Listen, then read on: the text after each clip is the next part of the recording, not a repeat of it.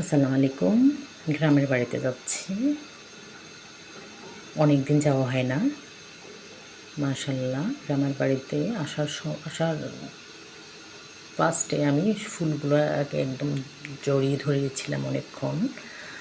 মাশাল্লাহ, যতগুলা গাছ আছে, অবশ্য মানুষ না থাকলে গাছগুলো তেমন পরিচর্যার অভাবেই নষ্ট হয়ে যায়। তবে যা আছে মাশাল্লাহ, এই ফুল গাছটা মানে আজকে অনেক বছর বীজ থেকে ফুল হয়, নিচে মাটিতে পড়ে আবার সুন্দর করে রোপণ করে দিলে আবার গাছ হয় আর কি।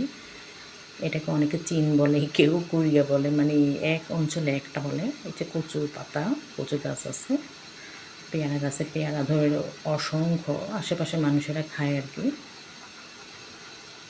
অসংখ্য পেয়ারা ধরছে, সমস্ত প্রকৃতির আশীর্বাদ। এটাকে ঢেঁকি শাক বলে অনেকেই।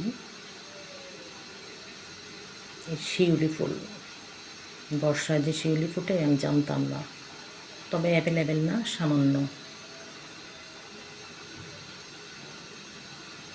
বাড়ির সামনে আমি লাগাইছিলাম, তো চলে আসা কিছুক্ষণ থেকে